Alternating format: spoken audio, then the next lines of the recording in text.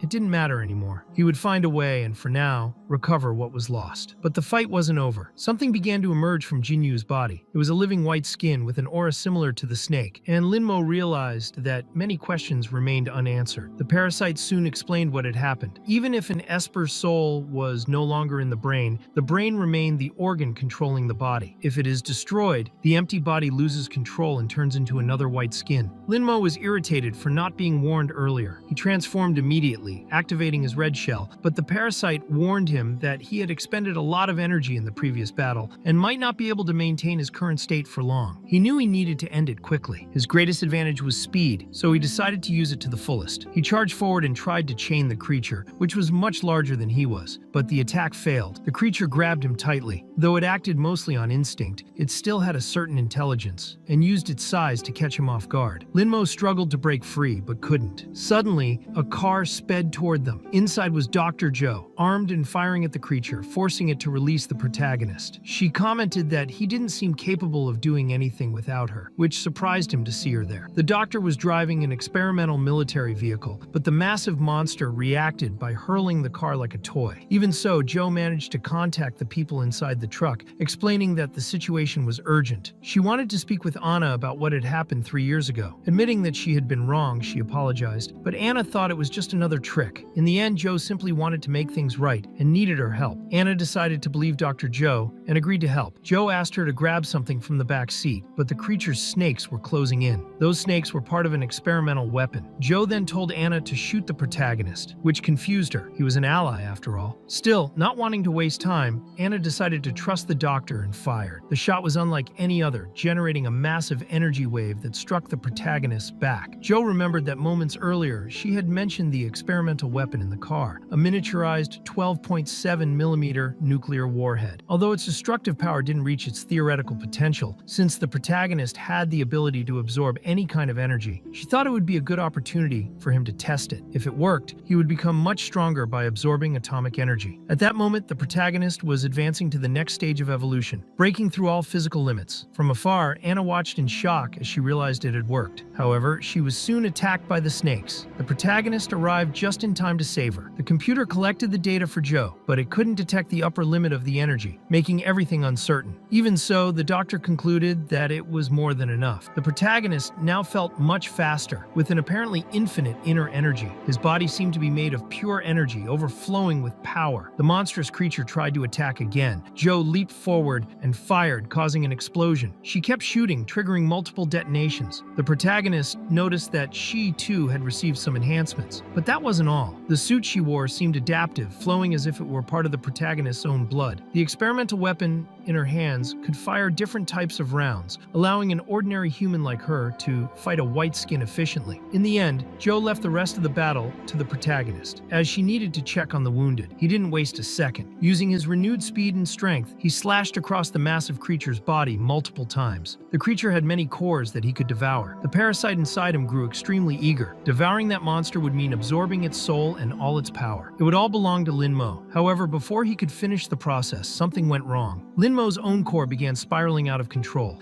The core he held in his hands unfolded in a strange way. He believed it was being caused by his fusion with the parasite, and at that moment, his consciousness began to fade. Soon after, he awoke in a dark corridor, confused and desperate to find an exit. Then Jinyu appeared. He thought he had gone back in time, but quickly realized the place and the feeling were different. When she began to run away, he chased after her, asking her not to flee, but she seemed unable to hear him. The two reached an operating room. Jinyu reflected that if that car accident hadn't happened in the past, she might have been on that operating table now, giving birth to her child. None of those tragedies would have happened. Linmo found her change in behavior strange. Jinyu wanted to know if he had come to kill her too. He didn't understand what she meant. She apologized, saying that just by looking at his face, she could tell he knew nothing. Jinyu explained that the one he had killed was only her outer self, but her inner self had always been there. Linmo wondered if it was some kind of split personality, but she denied it. From beginning to end, the outer and inner selves were one and the same person. After going through so much pain to protect herself and fill the emptiness in her broken heart, she had chosen to run away. She created a hard exterior while carrying a shattered core within. She knew everything her other self had done, but chose not to interfere. She only fled and hid. Little by little, she allowed a new part of herself to emerge, a more human part that could live in the outside world. Yet she already knew the protagonist hadn't come just to hear her story, so she surrendered, letting him do whatever he had to do. The preacher had already explained to her how Esper battles worked. The weak always ended up as prey for the strong. She believed the protagonist understood this logic perfectly, but hearing such words made the protagonist deeply angry. To him, she still didn't understand. He wanted to know if she had never thought of revenge, if she had never wanted to strike back at those who did this to her. The situation she was in now was something he himself had faced before. Her sense of identity was sealed. Now she lived only by instinct, driven by the most primitive desires. All that remained was an automatic reaction to pain. She had become a walking corpse, moving only under the impulse to keep living. The protagonist knew all too well how that kind of existence ended, in death. That had been his own experience before becoming an Esper, and he believed that could also be her fate if nothing changed. But to him, death was not an end. It was a new beginning, and now he wanted to walk beside her. After all, she still had something precious, the power to choose.